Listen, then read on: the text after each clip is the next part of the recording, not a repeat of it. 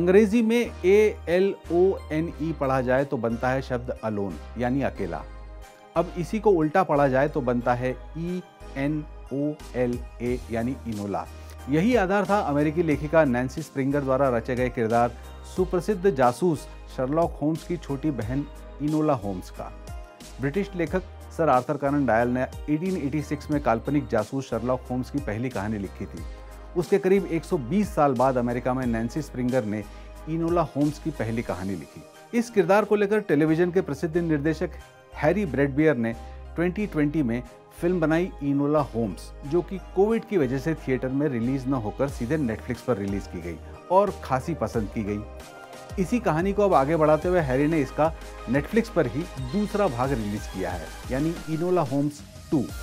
चूंकि भारत में नेटफ्लिक्स के सब्सक्राइबर पिछले 2 सालों में कुछ बढ़े हैं, तो उम्मीद है कि ये फिल्म भी ज़्यादा पसंद की जाएगी। नमस्कार, न्यूज़ 18 के OTT रिव्यू में आपका स्वागत है और मैं विप्लव। हम आपके लिए लाते हैं OTT प्लेटफॉर्म्स पर रिलीज होने वाली फिल्मों, वेब सीरीज और डॉक्यूमेंट्रीज का निष्पक्ष रिव्यू, ताकि आप तय कर सकें कि आपको टाइम इन्वेस्ट करना है या डेटा बचाना है। इस बार की फिल्म है इनोला होम्स 2। शर्लॉक होम्स के शौकीनों को यह फिल्म पसंद आएगी, इस बात की गारंटी तो है, क्योंकि माइकल कॉर्लिन जैसे सिद्धहस्त प्रोडक्शन डिजाइनर ने विक्टोरियन एरा का माहौल आंखों के सामने खड़ा कर दिया है और आर्ट डायरेक्टर्स की पूरी टीम ने हिस्ट्री को रिक्रिएट कर दिया है। गली, मोहल्ला, बिल्डिंग, दीवारें, पार्क, कपड़े, फर्नीचर, टेबल पर रखा सामान, यहाँ तक कि हैंडराइटिंग तक भी जस की तस उतार के रख दी है। इसी वजह से इनोला होम्स की दोनों फिल्मों को देखने का अपना अलग मजा है। विक्टोरियन इंग्लिश में संवाद बोले गए हैं, लेकिन हिंदी दर्शकों के लिए हिंदी में फिल्म डब की गई है। इस बार की कहानी में इनोला अपनी एक डिटेक्टिव एजेंसी खोल लेती हैं और बड़ी मुश्किलों से उसे एक केस मिलता है, एक खोई हुई लड़की को तलाश करने का।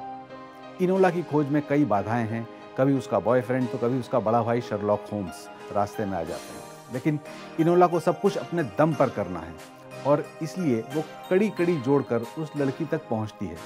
तो एक बड़े राज का पर्दाफाश होता है और उस बड़े राज पर शर्लॉक होम्स भी काम कर रहा होता है। दोनों भाई बहन मिलकर न सिर्फ उस खोई हुई लड़की की मदद करते हैं, बल्कि सरकारी खजाने में हो रहे गबन का भी पता लगाकर दोषियों को सजा दिलवा देते हैं। कहानी से ज्यादा ये फिल्म पटकथा के नजरिए से महत्वपूर्ण है। जैक थॉर्न ने दोनों भागों की पटकथा लिखी और दूसरे भाग में उनकी राइटिंग और भी बेहतर नजर आती है। सीन इस कदर खूबसूरती से लिखे गए हैं कि आप चाहकर भी नजर नहीं हटा सकते। इनोला की भूमिका में मिली बॉबी ब्राउन है, जो इन दोनों फिल्मों की प्रोड्यूसर भी हैं। मिली को शोहरत मिली थी स्ट्रेंजर थिंग्स से। जन्म से ही मिली की सुनने की शक्ति कम थी और अब तो वो बिल्कुल भी नहीं सुन पाती, लेकिन ये बात उनके अभिनय में जाहिर नहीं होती। उनके एक्सप्रेशन थोड़े ओवर ड्रामेटिक जरूर हैं, लेकिन उनके किरदार की पृष्ठभूमि पर उस तरह के एक्सप्रेशंस चल जाते हैं। शर्लॉक की भूमिका में हेनरी कविली है। DC यूनिवर्स में हेनरी सुपरमैन बनते हैं। इस बार उनका रोल थोड़ा कम है, लेकिन फिल्म में इनोला पर फोकस करने की वजह भी थी। शर्लॉक की उम्र इनोला से 20 साल ज़्यादा है और फिल्म में दोनों की सोच और जीने के तरीके के अंतर को भी बड़ी खूबसूरती से समझाया गया है। मारपीट वाला एक्शन फिल्म में कम है, हालांकि रोमांच पूरे समय बना रहता है। फिल्म पूरे परिवार के साथ देखी जा सकती है। इस बात का उल्लेख इसलिए ज़रूरी है कि नेटफ्लिक्स का 75% कंटेंट परिवार के साथ बैठकर देखने लायक नहीं पाया जाता है।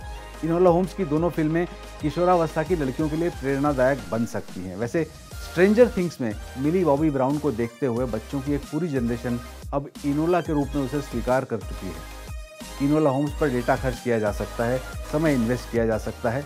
अगर आप इसका पहला भाग पहले देख चुके हैं तो कोई बात नहीं, लेकिन अगर आपने इसका पहला भाग नहीं देखा है तो आप दोनों भागों को साथ में देखिए, मज़ा भी दोगुना हो जाएगा।